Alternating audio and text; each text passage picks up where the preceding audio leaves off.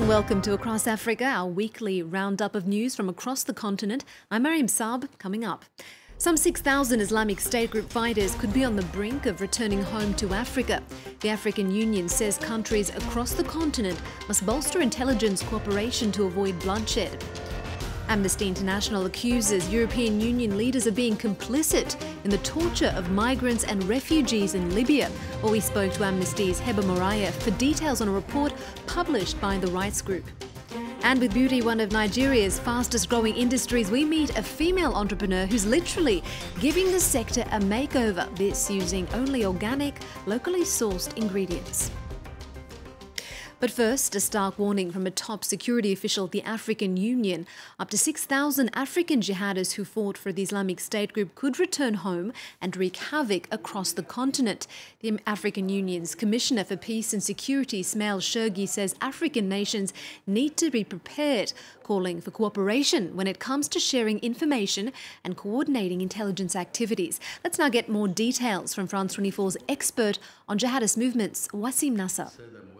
We should be very careful with the official numbers because nobody went and counted the jihadis. That's a fact today. We know that many numbers were made bigger than they really was regarding the Islamic State, or less than they were really by officials for many reasons. But I think that the number of 6,000 could be plausible, or even more. We should imagine that jihadi movements are the only revolutionary offer today on the market, and that many groups will end up following or fighting under the jihadi banner, of course with the local dynamics each and every time. We can think that climate change can make things much more complicated. We saw many Pearl, for example, from the Pearl people joining jihad lately. Those were not at all involved in these issues a few years ago. We see that many Tuareg are attracted by jihad today, despite the fact that their fight was much local in the Azawad region. So it's a dynamic that's going to be much more complicated, and I guess we're going to witness an uprise of those movements either in Africa or in Asia. Now, Amnesty International has alleged European governments are complicit in the torture of tens of thousands of migrants and refugees in Libya. In a new report, Amnesty accuses the Libyan Coast Guard of working with criminal gangs and militias with the knowledge of EU leaders. The rights group also says that mass and arbitrary detentions have become commonplace in Libya as a way of stemming the flow of migration. Well, we spoke to Amnesty's Heba Morayef for details on this story. In this report, Amnesty International wanted to clarify that European governments are fully aware of the abuses that are happening in Libya today, especially in detention centres. And of course, these abuses have been happening over the last few years, being quite exacerbated in the last year in particular. The reason we are making this finding that European governments are actually complicit in the abuses that are taking place is because, first of all, European governments are providing assistance to DCIM detention centres. These are the official detention centres run by the Libyan authorities where migrants, refugees and asylum seekers are detained. Secondly, they're providing assistance and in some cases even patrol boats, sometimes by the Italian government, to the Libyan Coast Guard, and trying overall to scale up the operations of the Libyan Coast Guard, which then result in more migrants being taken back to Libya and held in detention. And thirdly, the recent agreements between the Italian government in particular and the Libyan authorities, which, based on the Memorandum of Understanding, which here again, the entire goal of that agreement is to keep migrants, refugees and asylum seekers trapped in Libya. Some of the outrage, the international outrage that we heard over the last few weeks after that video emerged about the treatment in detention centres or the sale of migrants is somewhat disingenuous. Because the fact that migrants, asylum seekers and refugees are tortured in DCIM detention centres has been the case for years. What we've documented in this report that I think perhaps provides an extra layer is the exploitation that migrants are subjected to. So ultimately, DCIM guards will often torture migrants in order to force them to get their families to pay a ransom for their release. They will call up family members and torture the relative while the family member is on the phone to increase the price. So in a sense, everybody's making money off the misery of migrants, refugees, and asylum seekers, and European governments are protecting that system. It's a fight for survival. In Cape Town, residents of some townships say they've become prisoners in their own homes, forced to stay inside as rival gangs battle for control of the streets. Now, the worsening violence has led authorities to call on the army to step in a desperate bid to bring order back to the streets. A young man has been shot dead in this township in Cape Town, another victim in battles between rival gangs. As usual, police rush to the scene, and bystanders are left struggling to cope with the constant stress caused by gang violence. I immediately get up from my bed and get under my bed, because that's how freaked out I am. I think for many of us, we don't know what peace is. We don't know what harmony is. We've grown up with violence all our lives. The township has one of the highest gang-related murder rates in South Africa.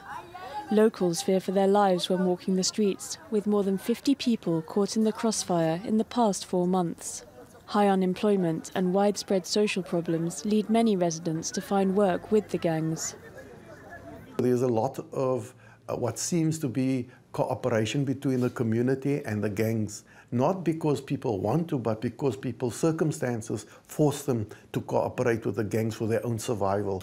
The lucrative drug trade and other criminal activities mean that gangs have mushroomed and become more heavily armed. Police battle to suppress turf wars and reprisal attacks. So much so that the provincial government is considering calling for the deployment of the army. If soldiers are brought in not as soldiers, but in terms of Section 30 of the Defence Act, as force multipliers for the police, that will give us the numbers and the visibility that we require. And that makes an enormous difference. Soldiers were previously deployed to these townships in 2015, but 2 years later, gang membership in the area has soared, and some believe that the only long-term solution would be major social and economic change. Well, in other news from the continent, African and Asian entrepreneurs met in Tanzania this week to learn how to create tools for economic growth in the developing world. Now, after whittling down hundreds of applicants, the Digital Financial Services Lab selected 19 lucky candidates funded by Bill and Melinda Gates' foundation. The lab also offers financial incentives to create future technology. Bastien Renouille reports with Julia Steers. A scenic backdrop for the tech training of 9 teams from Asia and Africa. Cedric and Kenneth are from Cameroon and Kenya, and they've created an internet-based payment system as an alternative to a debit card. They've already established their company, but they're here for the advice. We're a team of 23 coming from 16 different countries, but none of us have experiences in mobile financial services. Throughout the week, the 19 entrepreneurs meet with their mentors to work through the business challenges they're facing with their projects, ranging from accessibility to app design.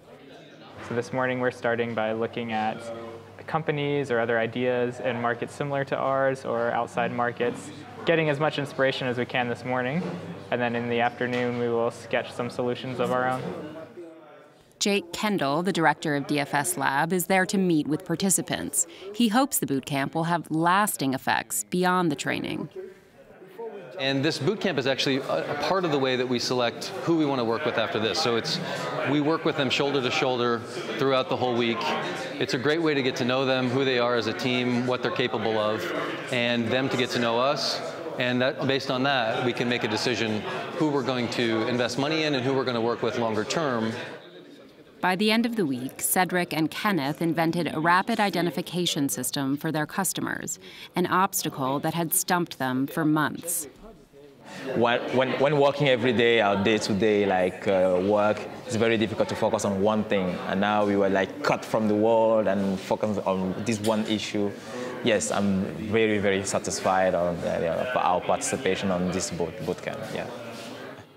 After the training, some teams will be selected to receive a grant of up to $50,000 to finance their projects, and DFS Lab intends to regularly organize this kind of event in Africa.